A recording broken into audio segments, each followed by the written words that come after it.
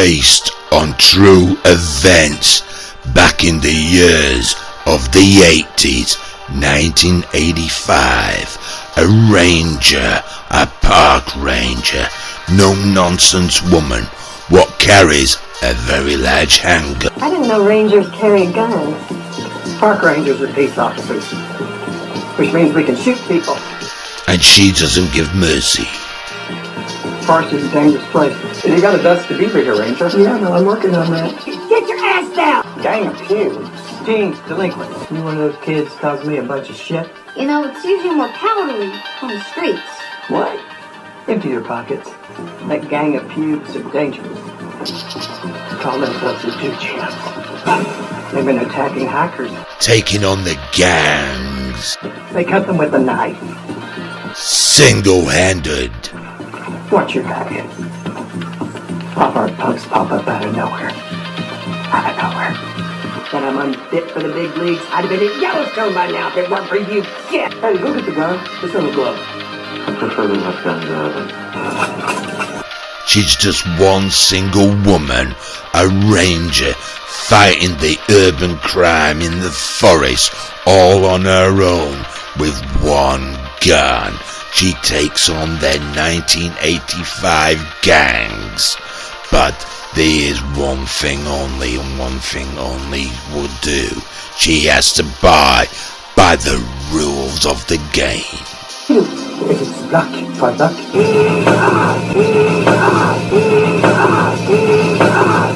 If it's wrong, they don't. She's that type of woman, won't lie down and don't take no for an answer. She is the one and only what's taking on the major bad guy, Andrew Thornton, and nothing gets in her way. With enough explosions to last all day, she will blow you away if she could. But she would. But she's just too busy to take on all the bad guys. She is just one woman army to take on the drug cartel. All single-handed. And one gun all she needs. 'Cause she is the ultimate fighting machine. Yes, we're talking the Park Ranger. So, we're going to be doing a movie about a true story. About Andrew Thornton.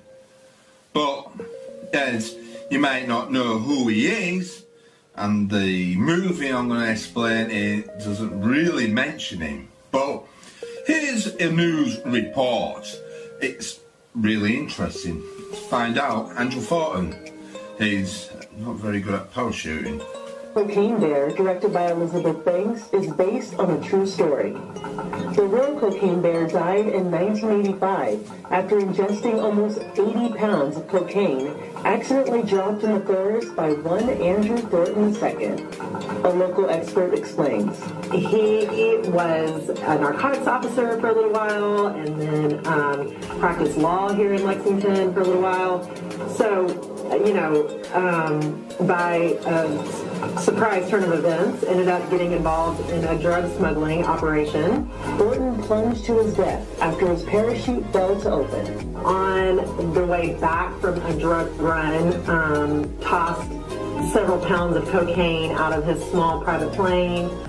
Ended up jumping from the plane with...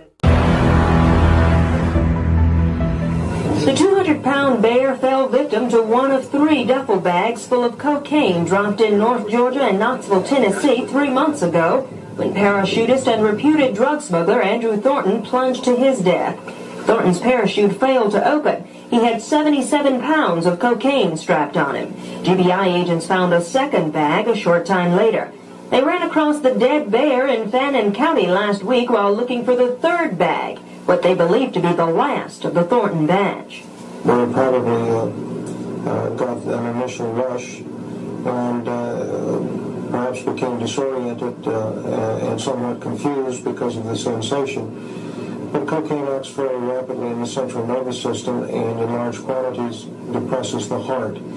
and it's quite likely then that the bear had difficulty breathing and difficulty maintaining his heart rate and essentially died slowly. The medical examiner says the bear had been dead for at least 6 weeks. GBI agents recovered none of the cocaine. They say it could have been blown away by the wind or it simply dissolved. One thing's for sure, the bear did not eat 75 pounds of the stuff.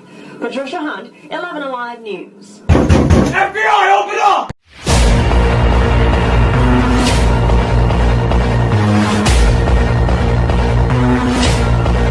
So obviously you saw that news report, and obviously, yeah, it's a very big hint about a very, very popular movie. Well, sort of a popular movie.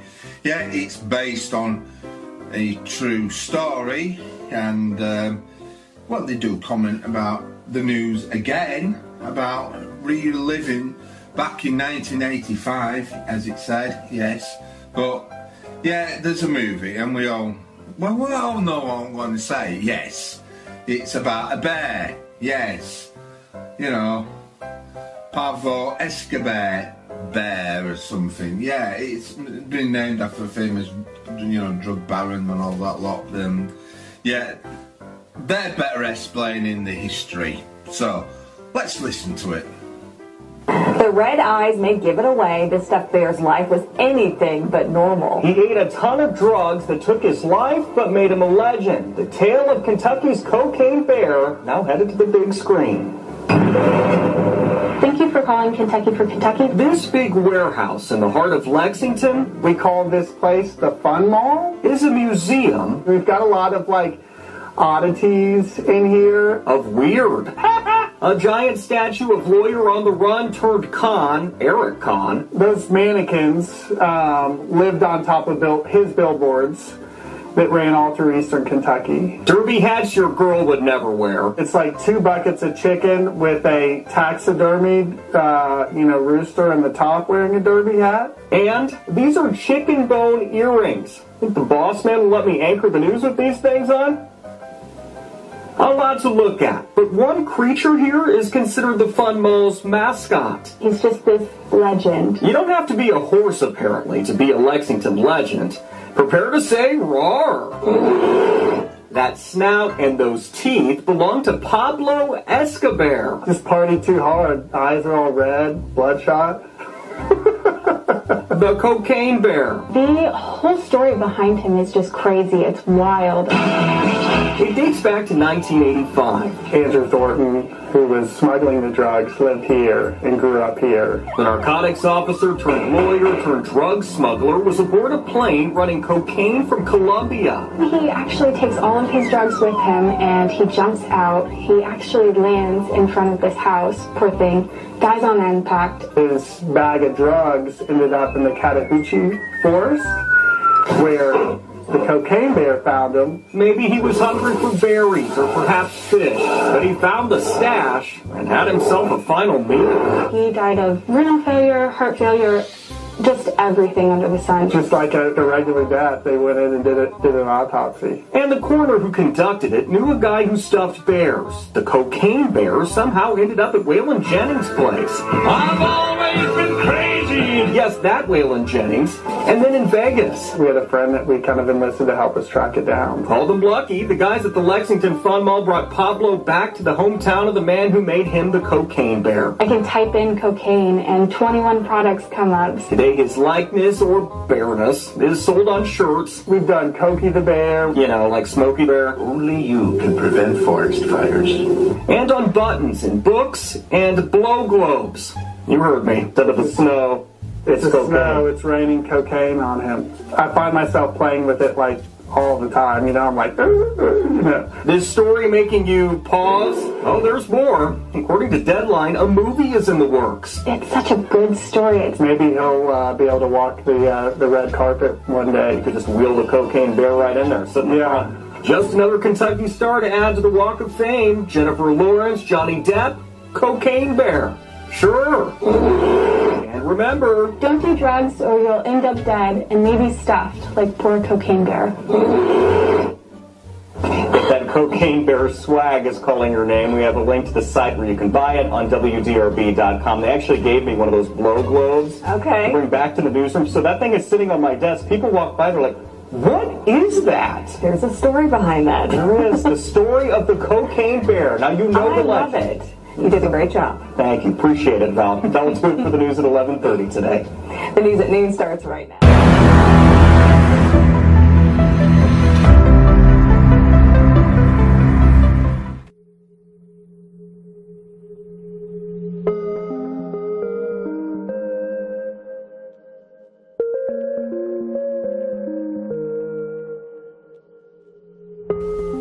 So you got another actor, you know, got O'Shea O. Jackson Jr., you know, playing a part.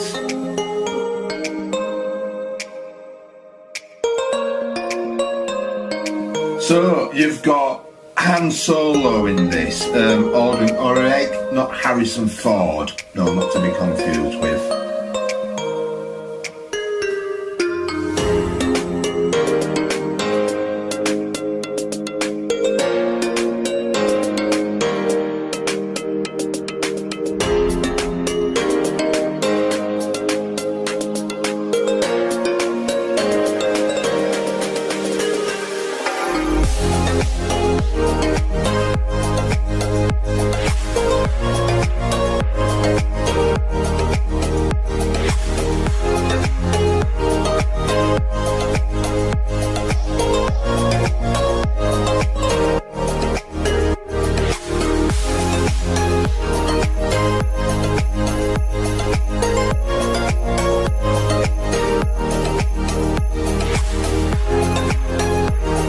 So you got actor Ray Liotta, right?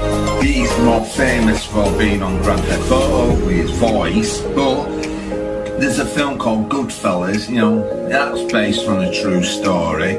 So you can gather that, you know, this actor, you know, he's out there again wanting to star in another true story, and yeah, he's in Cocaine Bear, and obviously, yeah. So, how will the movie go?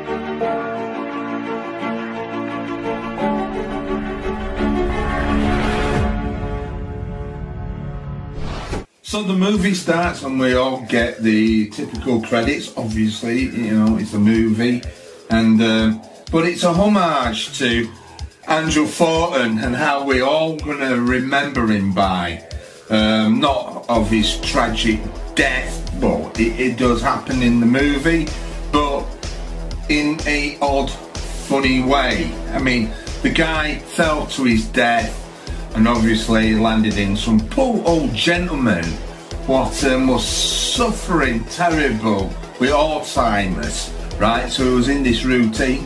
Oh, he'd get that disturbed because he had a dead body on his drive with a parachute and mounds of cocaine, bulletproof vest, night vision goggles. But the movie will establish on one subject, you know, it's based on his loafers, yeah. So we don't actually know what really happened. A lot of people speculate that he banged his head on the tail, you know, aircraft or something. Now, when this actual event did happen, he did have somebody else with him, and obviously this guy was let off because obviously, you know, he was totally oblivious or whatever. But anyhow, the guy wasn't a suspect. But Andrew Thornton, well, big villain, and but we're gonna remember him doing this.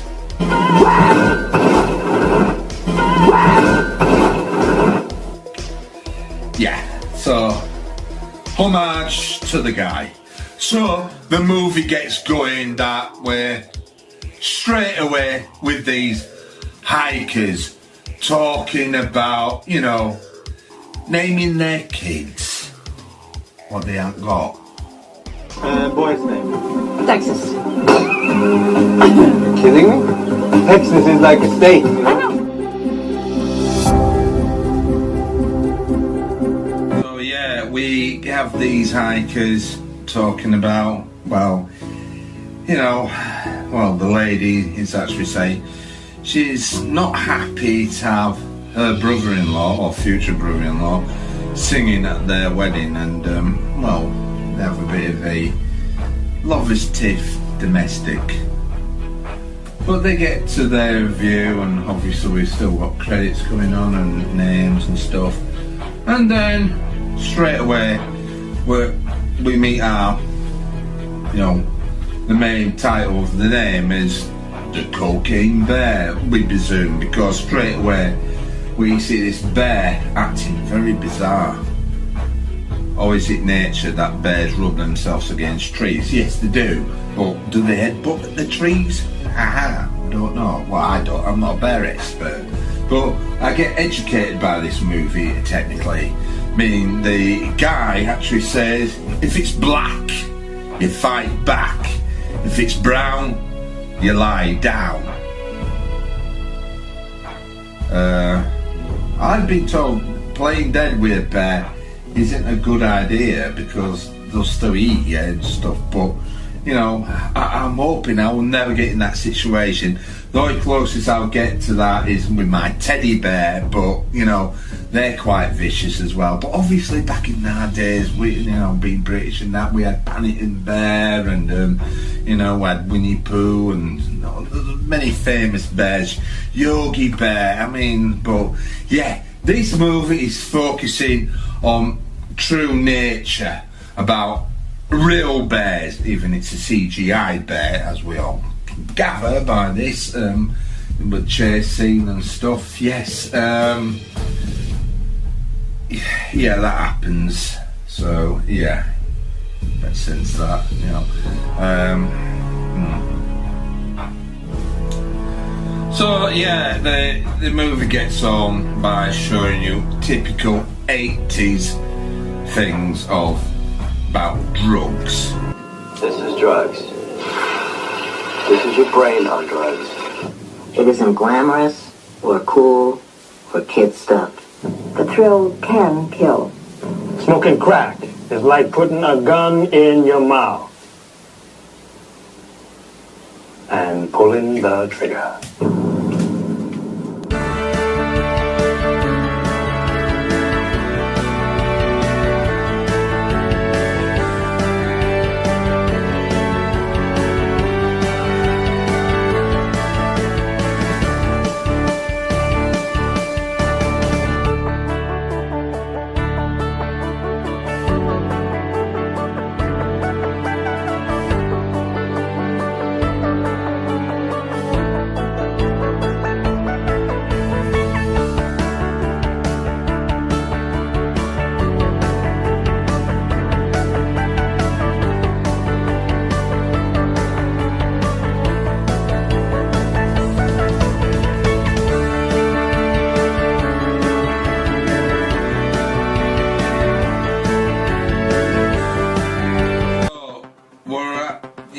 Seen all these bits and yes, actual footage and stuff and that, and yeah, you get the police detective talking to a young officer, and he mentions Andrew Thornton's full name, but doesn't explain the C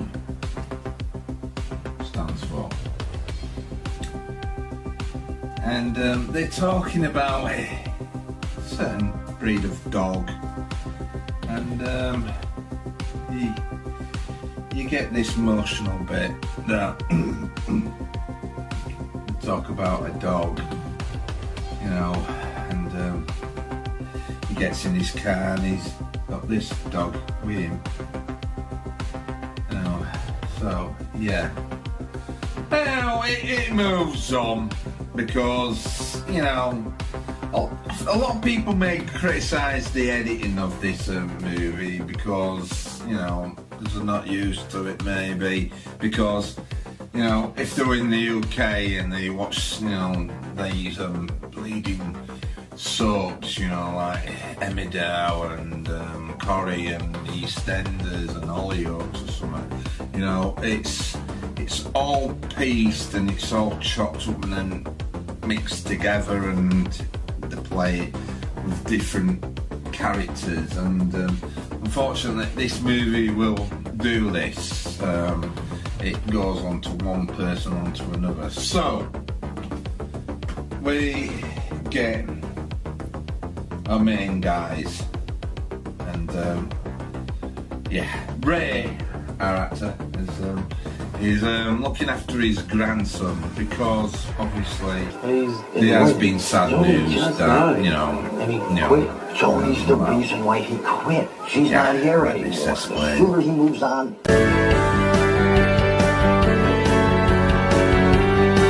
So you can gather his daughter-in-law died, leaving his son behind mourning, and they slowly discuss a lot about, but business is business or whatever. So we, as I said, the movie jumps, and we get this mum coming into her daughter's room, and it's more or less discussion about, painting a waterfall. I mean, do we think of, graffiti in it and spraying stuff all over it, a waterfall, vandalism with mother or something. I don't get it, but it was the 80s, and maybe it was a fancy thing to do to paint waterfalls. But the mum's got other ideas.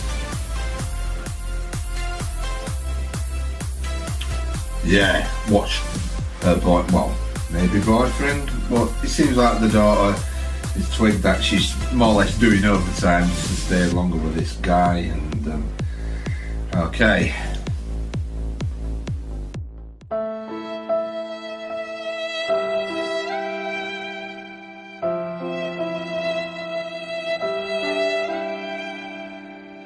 So we are at a bar with Han Solo, looking at a bowl of plain pasta,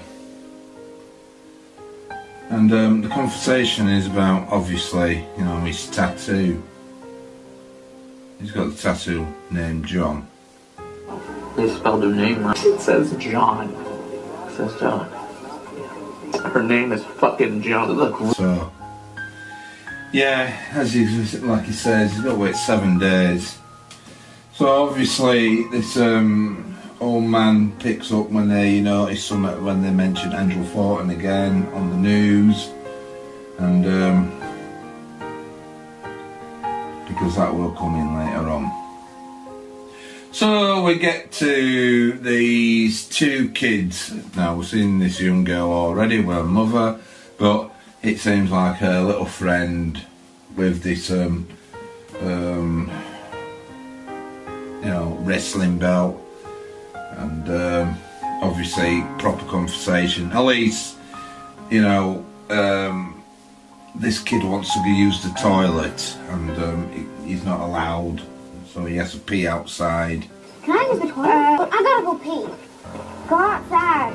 And he does come out with this comment about being bossy. Why do I skip school with you? You're bossier than the teachers. Because of skipping school.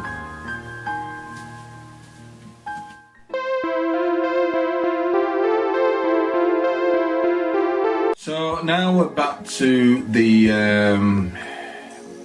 police inspector, what has had a good tip-off, but at first he's talking about whatever this 80s thing was.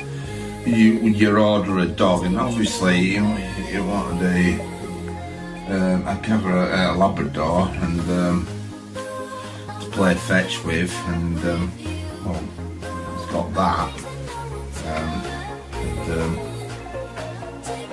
So he asks that young lass again, and she's had a dog, and he's more or less twisted it, thinking, she's good with dogs. But at first, when you were explaining this, she was thinking, he was asking her out, or what she thought she was.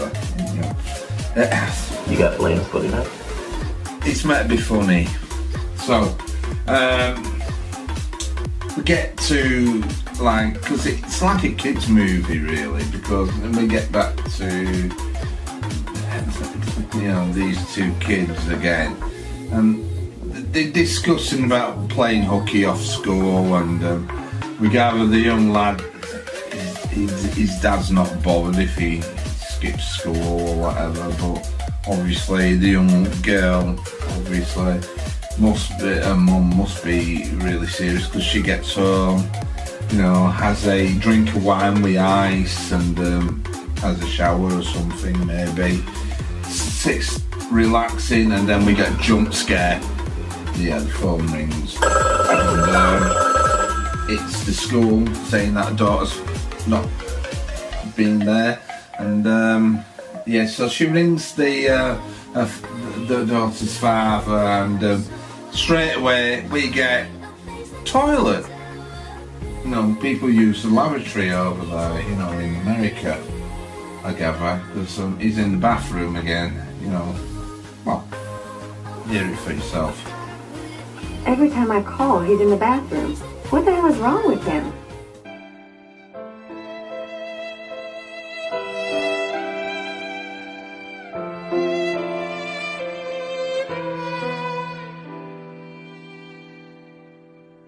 So we jump on another scene where we meet the park ranger, and she's getting herself dolled up, you know, with lipstick and expensive perfume. We already know this because there's a young man robbing, stealing, whatever, but she's on to him as he like, empty your pockets.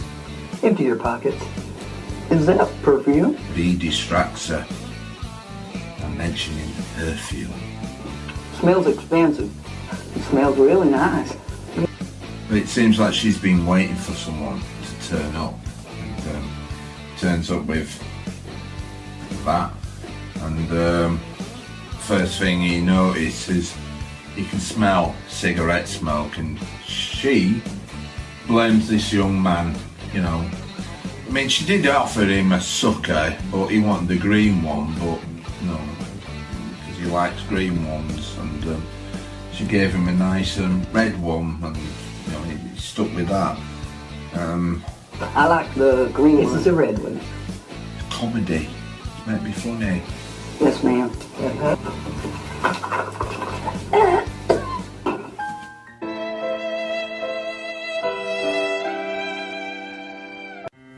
So we get a very emotional scene here. I mean, obviously, it's playing music, and yes, you know, little Han Solo's very sad because he's reminiscing about, you know, his loss, and simply explains, well, it's sad. Obviously, we reference, you know, drug dealer. I mean, the conversations were very simple. He's very emotionally upset, and sort of blames the father for giving his, you know, his wife cancer. No, Johnny died of cancer. I know. Maybe he gave her the cancer. You can't give no one cancer. Yes, you can, with stress. Stress. I'm not a doctor, but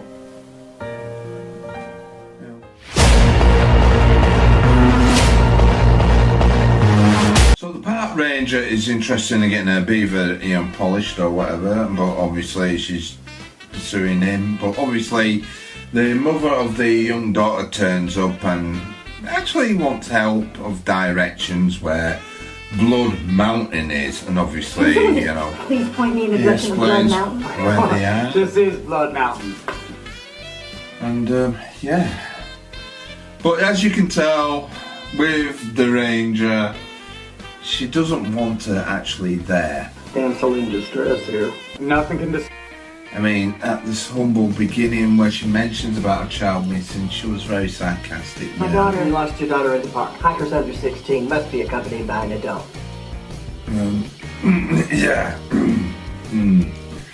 Yeah. It's meant to be funny, this. No. Do you mind if I tag along?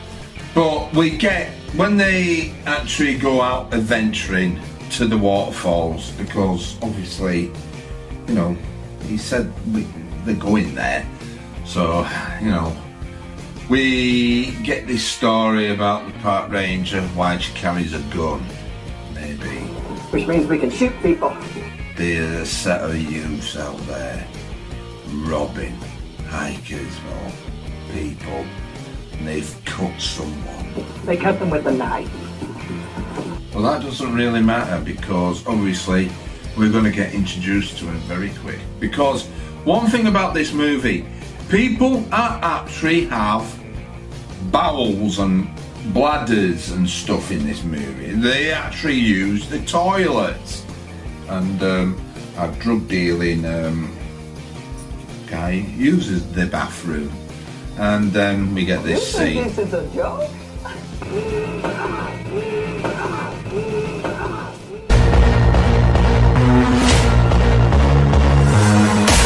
So the muggers are in the bathroom and they're going to mug him, and obviously they do ask him to empty his pockets, and he's very polite to give them the finger.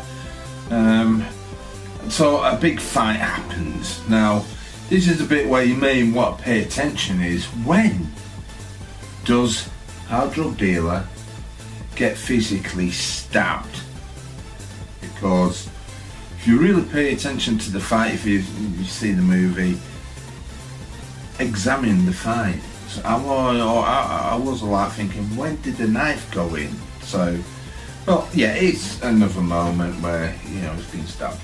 So we go to the park ranger trying to get rid of this mother, because, you know, she's very adamant that she wants to go to the waterfalls, obviously, and, you know, the park ranger wants to go the long way, and and yeah, like she says, she's a distraction. I told you she shouldn't have come with us. Just distracting you completely. She can hear you. You wanted out to see the sun. Oh yeah, the guy comes in wondering what he's doing, because he's been in the bathroom for a long time. Obviously he's cleaning his wounds. He's managed to get his hand round and get that knife out somehow, but you know, it's a comedy again, I keep saying. But yeah, he discovers the teenagers, and so what, you know, they did attack him, but then, oh dear, he finds a block of cocaine on him. So they wake one of them up by throwing a bucket of water on him and interrogate him. Where did you find this? Wake up! Where'd you find this? Oh. So it's the rest of the drugs are on a gazebo, so they're going to head out and look for this stash of cocaine. So yeah, Attacking innocent people for no reason. so they're on their merry way, but obviously, you know, the teenager, you know, he's keep a real coat out. So he gets his shirt back. Let's go. On, you know, it might have blood on it, but yeah, okay. He's having a conversation with him, you know, saying that, yeah, I would be peeved off if somebody stabbed me, but he was claiming it wasn't him. But we don't actually know which one did stab him, but it was him what first tried to start with a knife.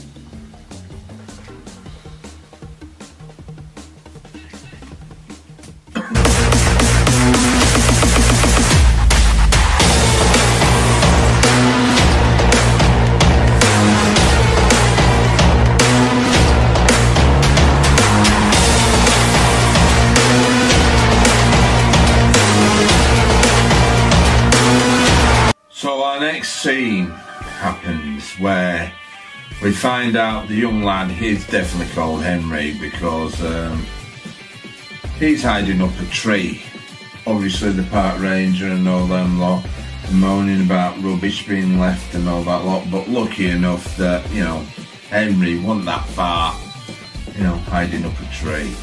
And they have a discussion about, you know, there's a bear. And wildlife expert mentions, well, what did you do? You know, have you bivouacked it or whatever, you know? And Henry replies it's something wrong with it, by, you know, swearing. But yes, as we all know, the audience, you know, watching the movie, we know the bear's been taking substance, but park ranger don't know this, and wildlife expert, well, it don't matter, because they're gonna get immediately attacked, and they do. So, you know,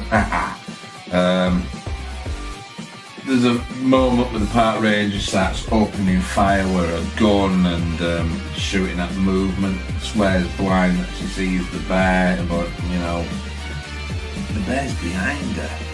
So, she gets mauled, and,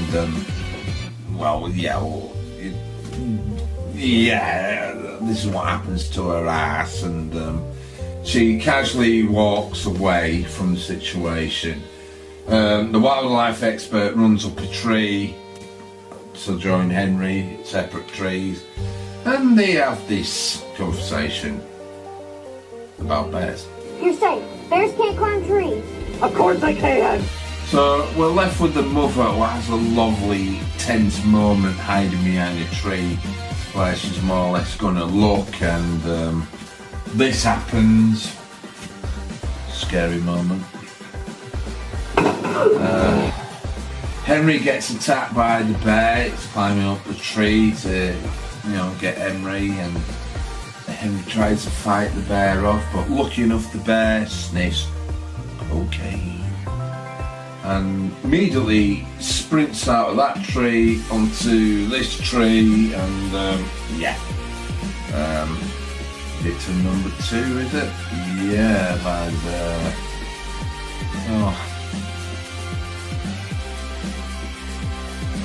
as you can gather, you know,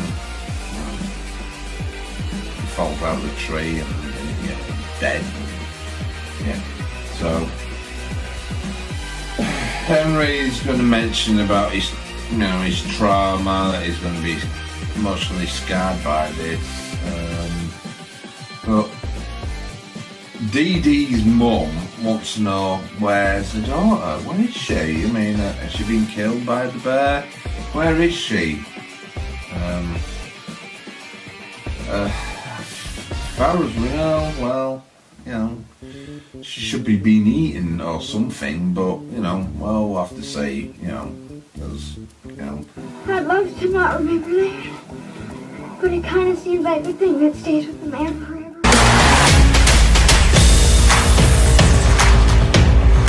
So we get on to our next action scene as the park ranger gets back, just to find out that, you know, them little pesty, you know, thieving little, you know, muggers, you know, are in there, you know, well, they've just robbed the place, and, you know, obviously they've phoned themselves an ambulance because they're suffering with a concussion and all that lot.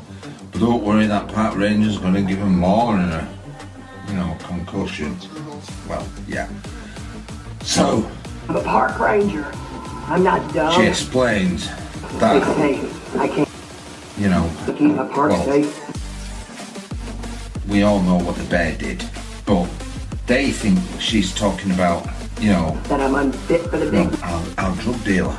So, you know, so when somebody's at the door, we're all presuming who's going to be at the door, and obviously it's the friendly bear. And then to censor this bit, because obviously, you know, he's got a concussion, but it's uncleared. What the fuck? So now we've got this tense moment that the bear could be on the roof. We hear creaks, a bit of dust from the chimney. But don't worry, a paw comes through and gets the other one. That one what likes green suckers, aye. Yes.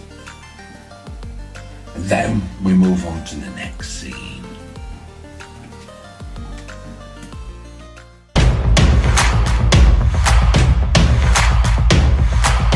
So we get to see our drug dealer, and he's getting his trainers all damaged and all that lot, trying to play this guessing game, and he's got a clue that is it the size of a bread box or whatever. But we're not bothered about that. The police officer turns up at the here, obviously the ranger station, and things that does seem a little bit odd. Obviously, he's a detective, and all we see in this movie is him disposing his litter. And but we get a scary moment with a hand, and you see the blood on the window, but nothing happens. Then it moves on to What the hell you looking shooting me? Took a bat out of my hand!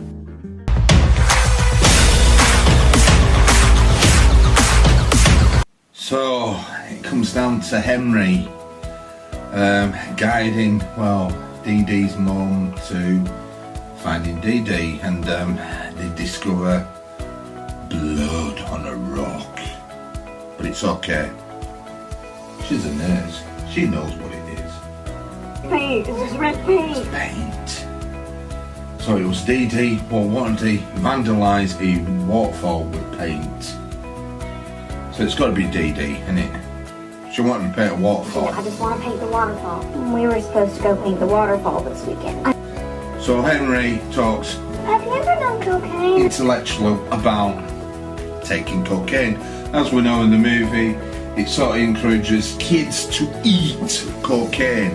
But as we all know in the true story about that bear what ate cocaine, it died. So while we're seeing the film a couple of kids eating cocaine, well, lucky enough they spat it out. And has Henry got some withdrawn syndromes because of that? Because he explains this. Just wondering if it has long-term side effects. For the bear, of course. If it just did a little bit. Well, it could create a habit for the bear. What if they never want to do it again? I mean, the mother does get in for sloth. But Mama Bear and Papa Bear will be very angry because drugs, especially cocaine, are very, very bad. What if they would never find out? Oh, Henry. So the mother gets intellectual about knowing that every parent will know what your kids did when kids have been up to. Wow. Oh, what the hell? Oh.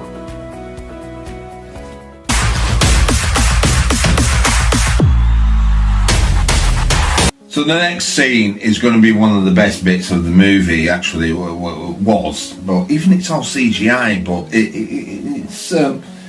it was entertaining.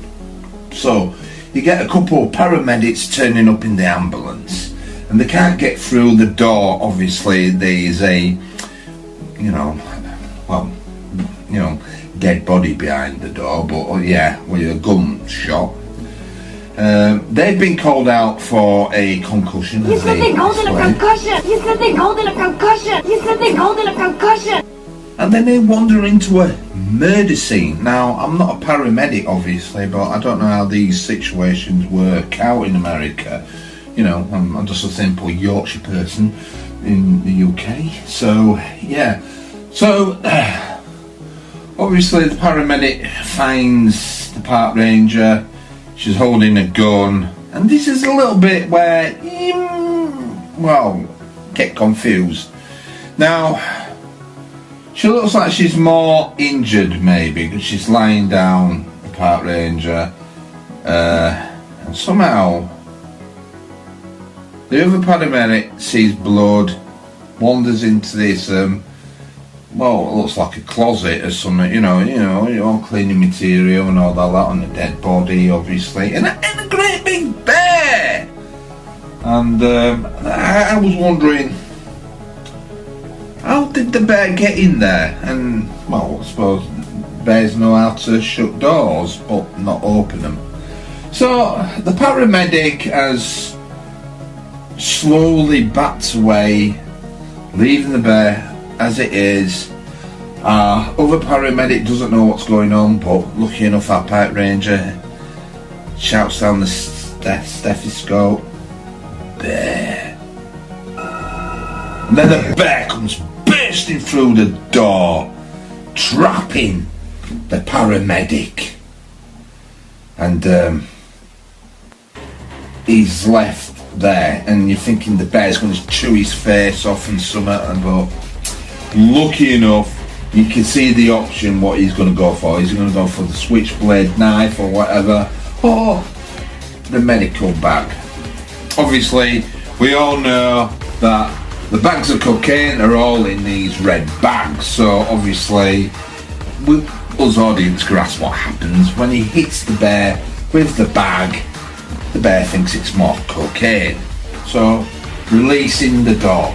Obviously, our paramedic and the park ranger are already in the ambulance, and the park ranger's been telling the other paramedic to leave him, leave him to his mercy, but they haven't, and they wait for him, and he finally gets in the ambulance, and they're driving off, and you'd be thinking that's it, until the park ranger explains, very quickly, "Get out of the way."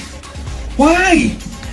Because you got the bear chasing him, and then you get the Matrix bear or something, because you get this great big,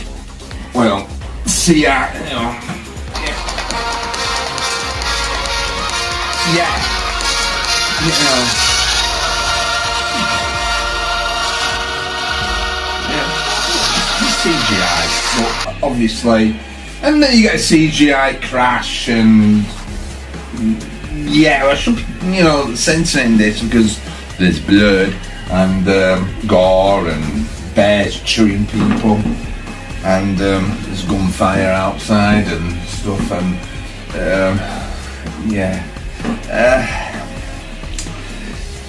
that's the problem, But that's one of the most best scenes in the movie, actually, was that. And then it moves on to a dimmer, slower pace of the film.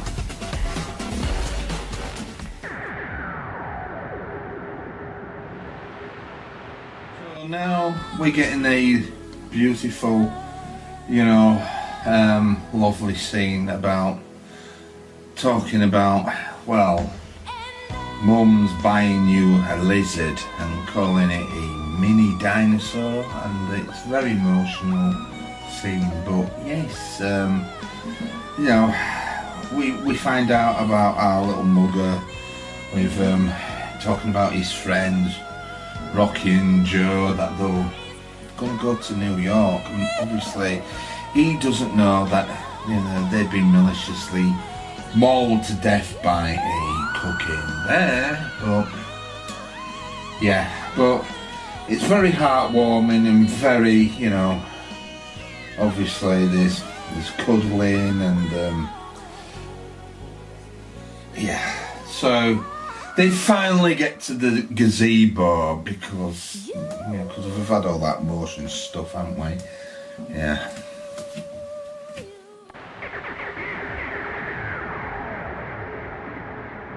So, we're seeing the gazebo, and we see the police detective there.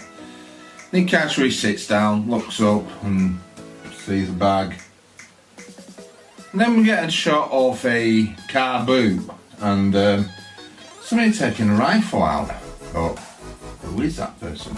We don't know yet. So we're back to the gazebo. And our two drug dealers and, youth talks about emotional things about, about lizards being good listeners and that has, Well, they're there. And obviously there's a slight problem. because the cocaine is not there. But lucky enough, or for the teenager, I would say, that the police inspector reveals himself, and then he has a problem. He can't get down from the gazebo. So there's a standoff with the bag of cocaine and with three men, but one's armed with a gun. And lucky enough, the police officer shoots the guy's fingers off, and he manages to shoot them off, and you get the idea. He managed to shoot two of his fingers what are not attached, and yeah. Sorry, I suppose you can give the finger or whatever, but yeah. Not very good at explaining, am I? But yeah, is it meant to be funny? It's meant to be funny, I think. So, how do you take those two fingers off? Our drug dealer guy managed to say, sod it, goes for the gun, and he hides under the gazebo having a standoff. Now, even his friend has collected his fingers, but there's a standoff. He's hiding under the gazebo, but then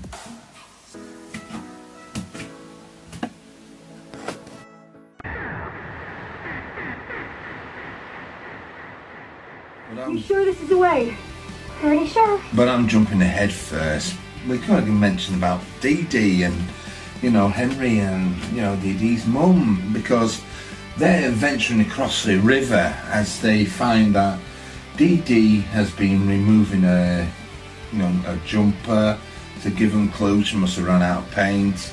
And then we finally see where Dee Dee is. She's in a cave, and she looks like she's got a leg injury. Smart girl.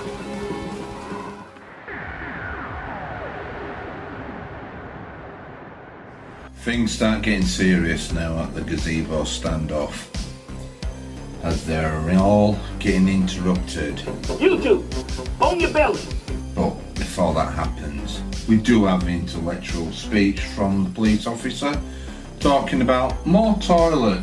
Yeah, you go to prison, you can't have privacy. You have to poo in front of people, and he's best explaining it, isn't he?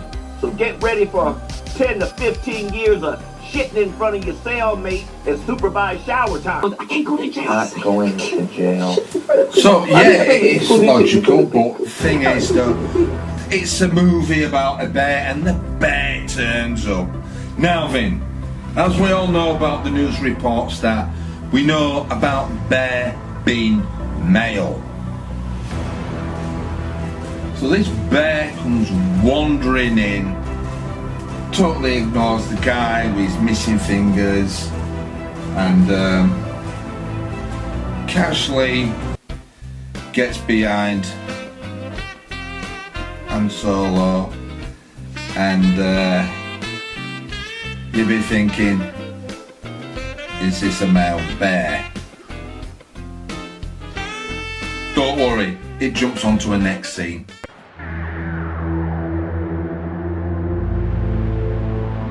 So our next scene is obviously, because it jumps, and got Henry,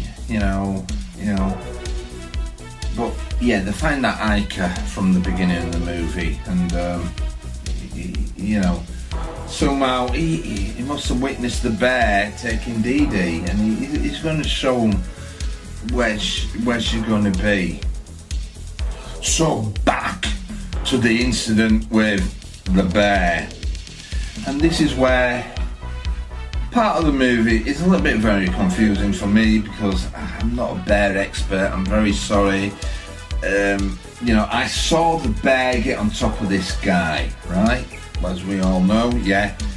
And they actually explains that what sex is the bear, and he says this. The bear is a girl. Oh, how do you know that? Because its vagina is on my ear. So I'm not too sure how bears work, but I don't think their vagina would be all the way up there, but, you know, I'm not a bear expert. So, okay. So, finally, something happens again. The bear wakes up when a block of cocaine drops on the floor and you get this.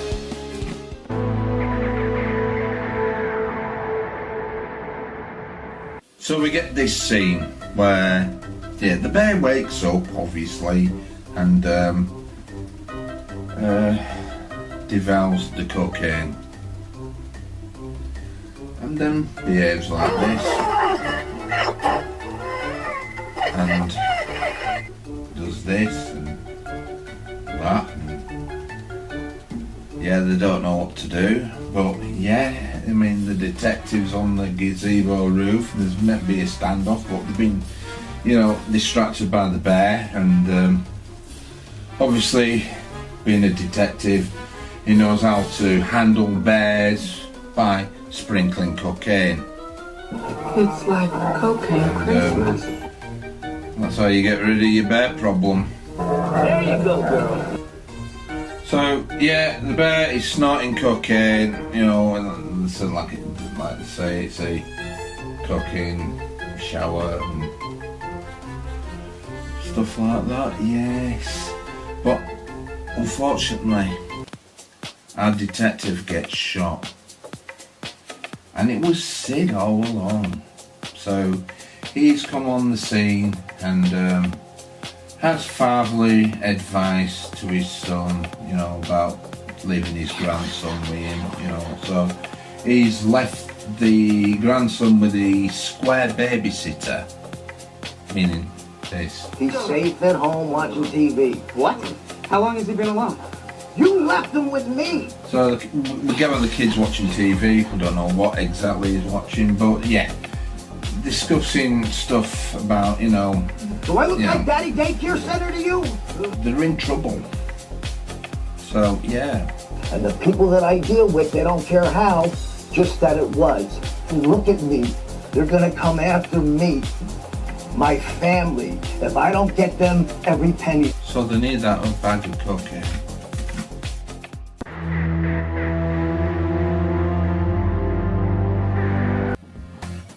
So they approach the gazebo. Reba turns up on the scene. They was maybe looking after that dog. Yeah.